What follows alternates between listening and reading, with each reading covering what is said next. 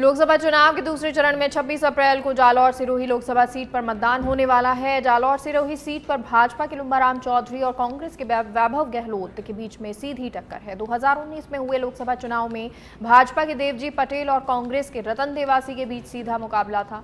2019 के चुनाव में भाजपा के देवजी पटेल ने कांग्रेस के रतन देवासी को बड़े अंतर से हराया था। जालौर सिरोही लोकसभा क्षेत्र में कुल 8 विधानसभा सीटें हैं, जिसमें से 4 सीटों पर भाजपा का कब्जा है और 3 सीटों पर कांग्रेस का कब्जा है। वहीं एक सीट निर्दलीय के खाते में है। ऐसे में देखना होगा कि करीब 23 लाख से ज्यादा मतदाता किसे वोट देते हैं और जालौर सीट का क्या समीकरण देखने को मिलेगा।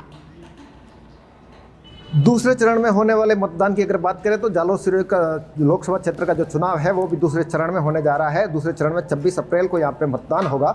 लेकिन अगर जालौर सिरोही के जातीय समीकरण की अगर बात करें तो जालौर सिरोही के अंदर जातीय समीकरण है वो बड़ा फैक्टर है यहाँ पे, और दोनों ही पार्टियों ने इसी फैक्टर को आधार मानते हुए दोनों ही पार्टियों ने भाजपा की तरफ से भी ओबीसी वर्ग को और कांग्रेस की तरफ से भी ओबीसी वर्ग को यहाँ पे मैदान में उतारा है। लेकिन यहाँ पे अगर जालौर सिरोही के जातीय समीकरण की बात करें तो यहाँ पे SC/ST वर्ग का यहाँ पे जो है वो बाहुल्य बहुत ज़्यादा है। और यहाँ पे अगर SC के मतदाताओं की बात करें तो SC के मतदाता यहाँ पे करीब 4.5 लाख मतदाता है। वहीं अगर ST के मतदाताओं की बात करें तो ST के भी 3.5 लाख के से ज़्यादा जो मतदाता है वो यहाँ पे है।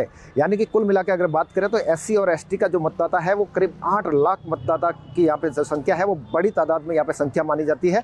और जालौर सिरोही के कुल अगर मतदाताओं की बात करें तो उसमें 23 लाख से ज़्यादा मतदाता हैं, या 23 लाख में से जब 8 लाख मतदाता SC और ST के हो जाते हैं तो बहुत बड़ा फैक्टर SC/ST का यहाँ पे इस लोकसभा चुनाव में देखने को मिलेगा। इसके अलावा अगर ओबीसी वर्ग में भी बात करें तो ओबीसी वर्ग में देवासी समाज के जो है वो करीब 2 लाख मतदाता है यहाँ पे, और वहीं पे चौधरी समाज की बात करें तो चौधरी समाज के भी 2 लाख से ज़्यादा मतदाता यहाँ पे है।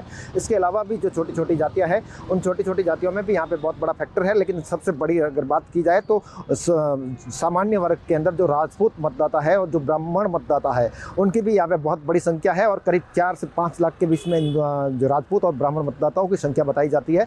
यानी कि कुल मिलाकर के अगर बात की जाए तो यहाँ पे जातीय समीकरण के आधार पर पार्टी चुनाव लड़ने की जो तैयारियां करती है और जो टिकट का बंटवारा करती है, इसमें इस बार दोनों ही पार्टियों ने भले ही ओबीसी वर्ग के प्रत्याशियों को मैदान में उतारा है, लेकिन इसके अलावा भी यहाँ पे स्वर्ण जातियों का और SC/ST वर्ग के मतदाताओं का यहाँ पे भारी रोल देखने को मिलेगा। और वो जो ये दोनों वर्ग, जो SC/ST वर्ग और जो सामान्य वर्ग के जो लोग हैं वो जो डिसाइड करेंगे उसी के आधार पर यहाँ पे पार्टियों की जीत भी सुनिश्चित